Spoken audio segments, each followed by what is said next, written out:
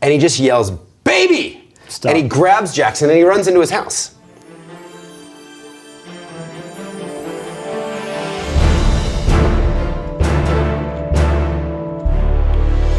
My guest today on War with Friends is the one and only Scott Harrison.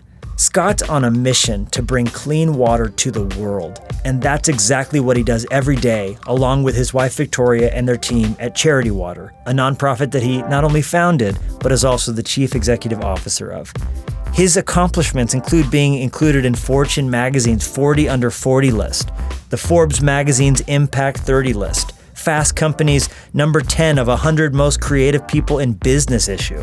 He's a World Economic Forum Young Global Leader, but he's also a dad to his two kids, Jackson and Emma, and an amazing friend. And I'm so grateful that he's taken some time to be with me today on War with Friends. So good. So this is War with Friends. All right. You're Scott, and you're my friend, and this is War. We have a black grenade, and it's really violent. Wow. Yeah, we're like straddling the table awkwardly. It's perfect. The cards. Yeah, it's amazing. So just to break the ice a little bit, we're gonna start with something called Deep Dive, and we took your social media and just kind of went to town, and we just figured there's some things that need a little additional context. Excellent. Yeah. So we're gonna start here. Yeah.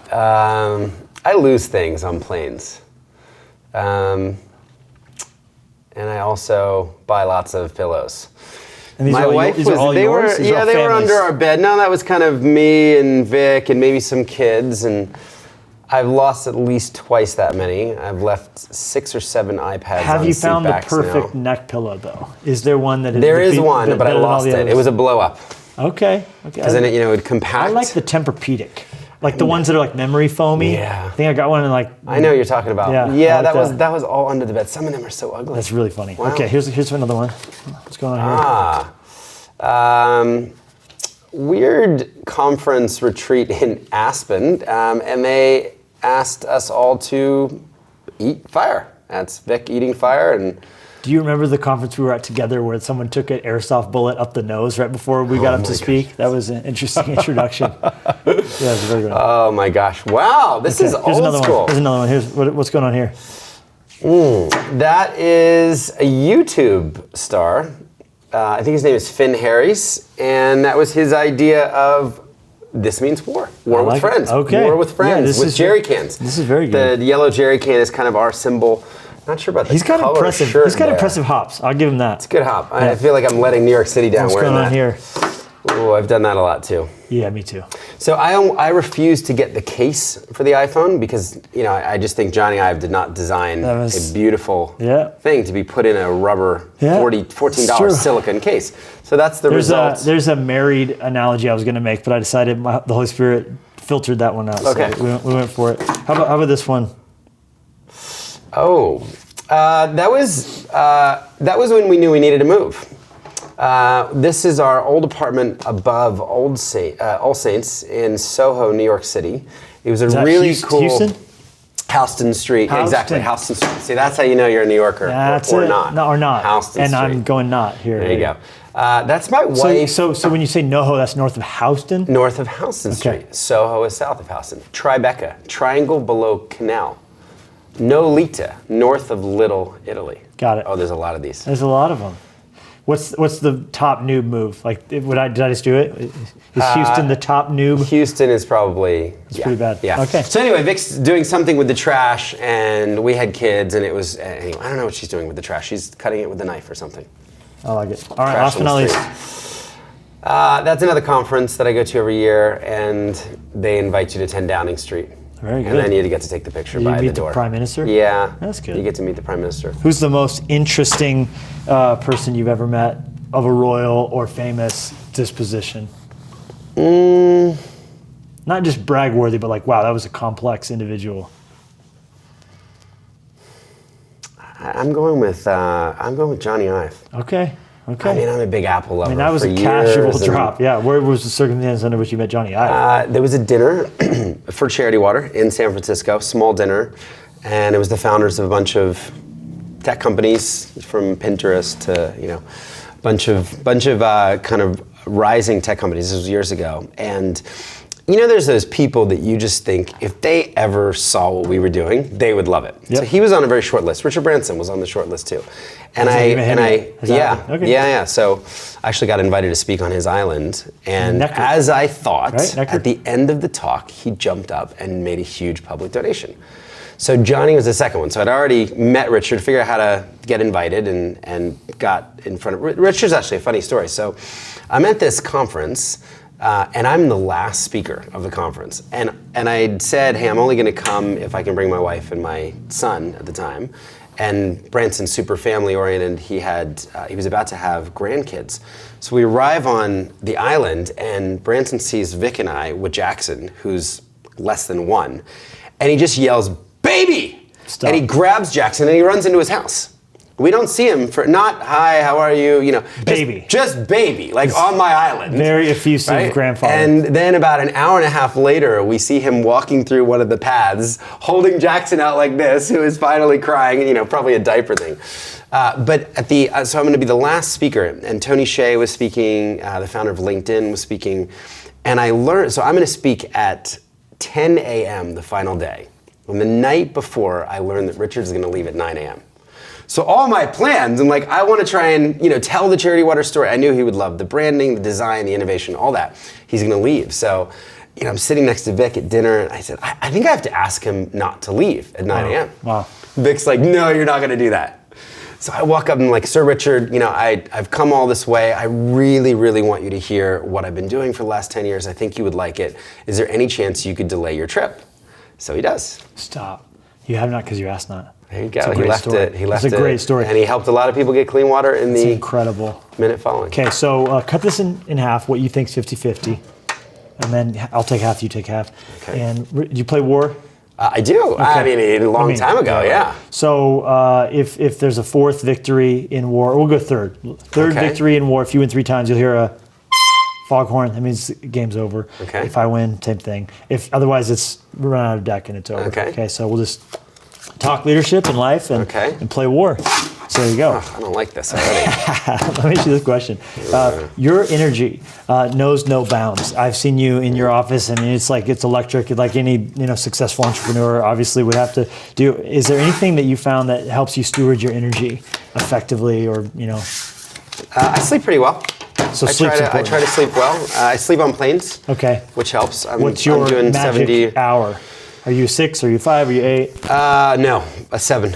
Okay, so 7. I'm a little later. I'm 11 to 7. 7 hours is sweet spot. Oh, sorry. No, 7.5, 8 is the sweet spot. 7.5, 8 is the sweet spot. Sorry about that. What is your point of, like, if you get below, it's not good? Is there like a medium range? Below 7 okay. is not good. Is not good.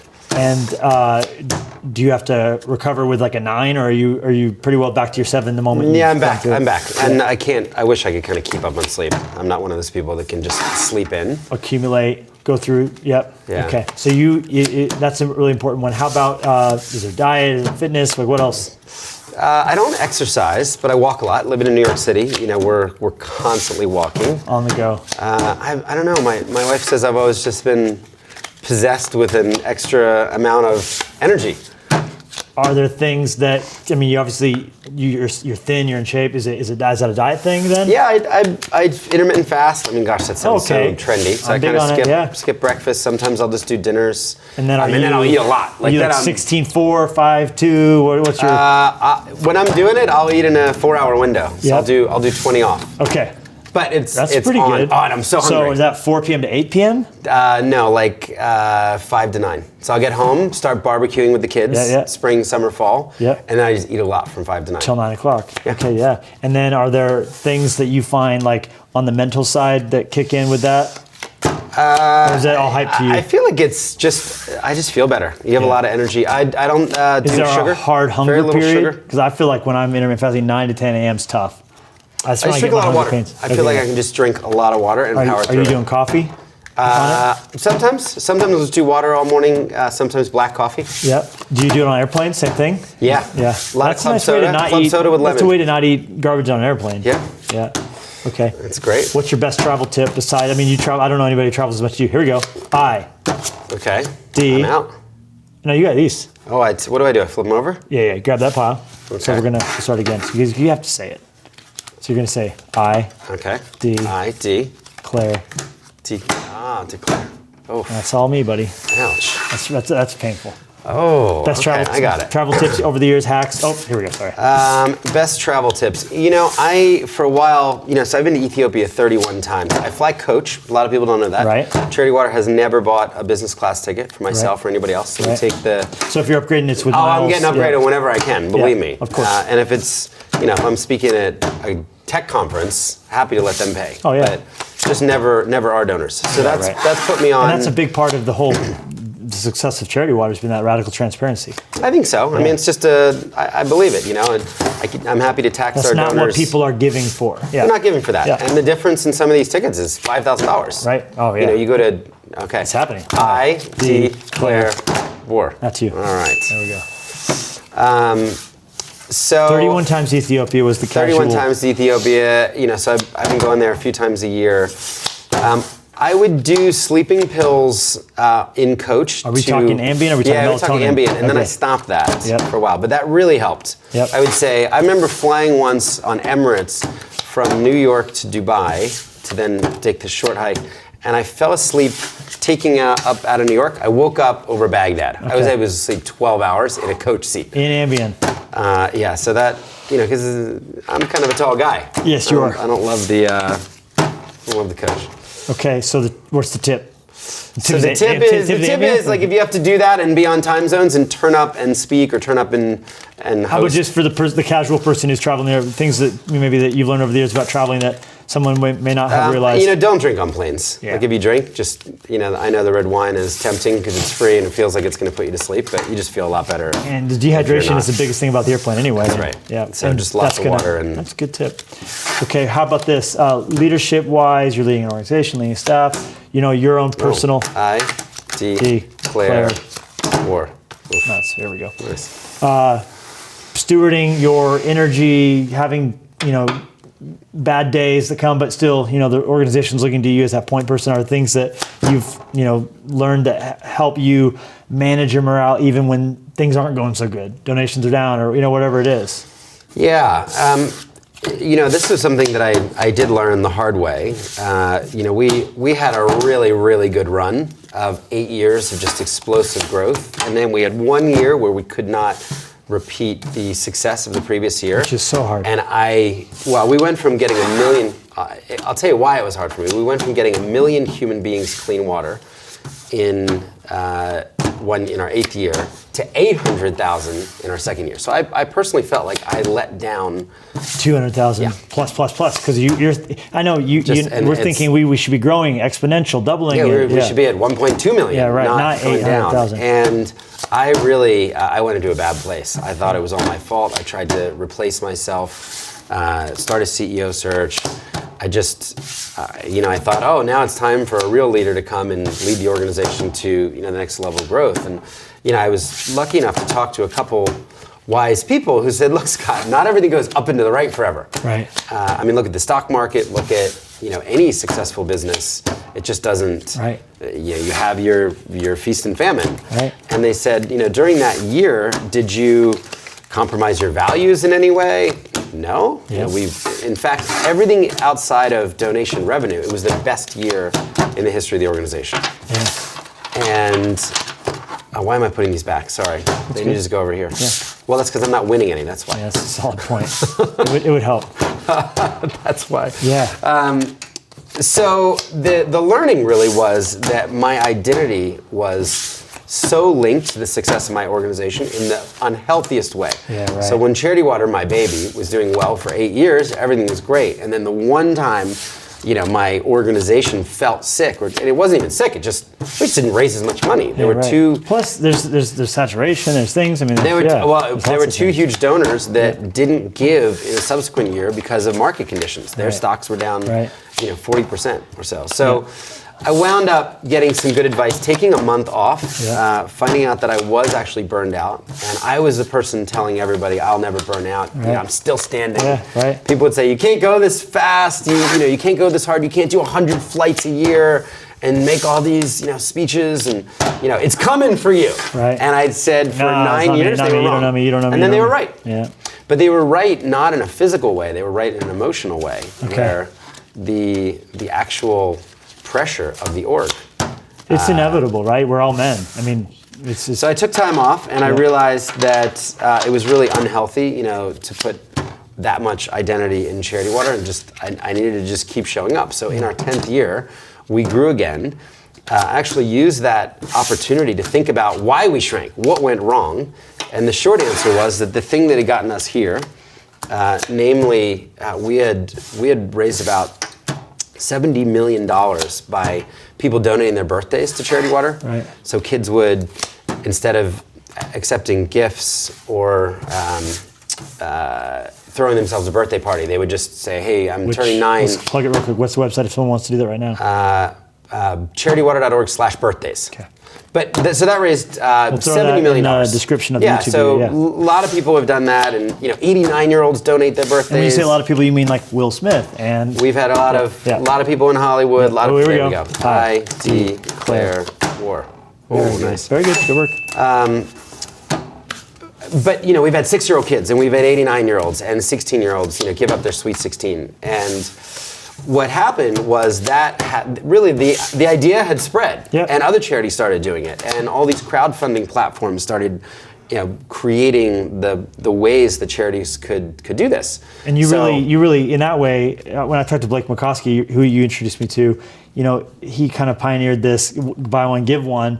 There comes a point where now everyone's doing that, and that kind of happened with you with birthdays. So that started trending down. Yeah, right. So the beauty was, had this not happened to us, the organization wouldn't be in the spot where it was today. And the big learning. So I went away, took a month off, and realized, oh my gosh, how unhealthy is this? Right. That my identity is not son of God. At the moment, it's like leader of charity water up here, then son of God, husband, father, all this other stuff. Yeah. But the thing that was giving me the most anguish was the fact that we had helped less people. Wow. So I kind of had that awakening. And then I said, well... You were a little pulling the Atlas world on your shoulders a little bit there, yeah. And I would say that over the years, that it feels like, pushing a boulder up the hill, and the boulder gets bigger and bigger. Right. So in a way, you almost become a victim of your success because you just have to raise more. Now you have to, it doesn't matter how good it was. I mean, just to give you a sense, this week, we need to raise 1.4 million. Yeah. And we do that again next week and again the next week. Last year, that number was 1.1 million. Congratulations for doing something great. It's like, we're great. We're helping a lot more people, but you got to raise $80 million a year. And now, So anyway, the big learning was all those birthdays were amazing, and people should certainly donate their birthday. It's an awesome experience, and your friends love it, and people don't want to get you a tie or a belt or shoes or whatever, socks anyway. They'd much rather give a gift, and clean water in your honor, and see that go out. Yeah, absolutely. And see where it goes. But people would only do one birthday. There was no repeatability. Good. Right? It would almost be like coming to church once. Right. You're like, I had an amazing experience, but they would never come back to your church again. We have a few of those. Yeah. So what we did was we took the opportunity of that down year, and we built a subscription program. Huge. So I had been spending a little time with the founder of Spotify, who'd come to Ethiopia with me, and I just realized like Daniel was building this unbelievable business that just grew on itself. Right? You join Spotify, you don't give once, you give every single month. For the rest of your life. Smaller gift than a birthday giver, but now. But over time, same thing with Netflix, right? I mean, I bet everybody watching right now is giving Netflix $14.99 a month. Or paying for YouTube Premium to get no ads. YouTube Premium, exactly. No ads. I pay for YouTube Red. Same. I can't handle it. I like to be able to run the YouTube in the background. HBO, right? All these subscriptions, Dropbox, Amazon Prime. We have all these different subscription services. So now do good with it. So we said, well, what if we could create a subscription program for good? Cost us $30 to get one person clean water. So the idea was, there's a lot of people out there that could do 3 Spotifys or 2 Netflixes, or there's a bunch of people that could do $10 a month. We have college kids saying, hey, I could do, $10 a month. We have people that are doing $100 a month. So it was less about the amount, it was more about, could we create a community of givers that wouldn't drive by the issue and say, I care about clean water once. Could they actually care about it month in, month out, year in, year out? And we launched that. We called it the Spring. Okay, we're going to pause right here real quick. We'll come back to that real quick. Finish that story. Yeah. We called it the Spring, and it just started growing. And it spread to 110 countries. The organization went from that period of time, and it doubled in the next 2 years. So we went from $35 million a year in that down year to $70 million a year. But that innovation was not just the idea and the new idea. It also seems like it was you getting to a healthier spot. So you getting right, new idea, and then kind of that Wayne Gretzky skating to where the puck's going, as opposed to trying to get to where it was. Yeah. And just I think so often as leaders we're just in it, and just that month off. I went to California. I was in the mountains with my family. I just had all this time to think and not do. Yeah. Wow, gosh. And I feel like for so many of us, we're so up in it, thinking I have to grind, I've got to hustle, I've got to get to where it's going to be. But it's that step back that gives you the chance to get to a spot where you can, get the idea for the next thing. Yeah. Okay, real quick, this is called This or That. Okay. Banksy, for sure. He's donated a bunch of art to charity water. Oh, Delta, Diamond. There you go. Always carry on. Neither. Pie.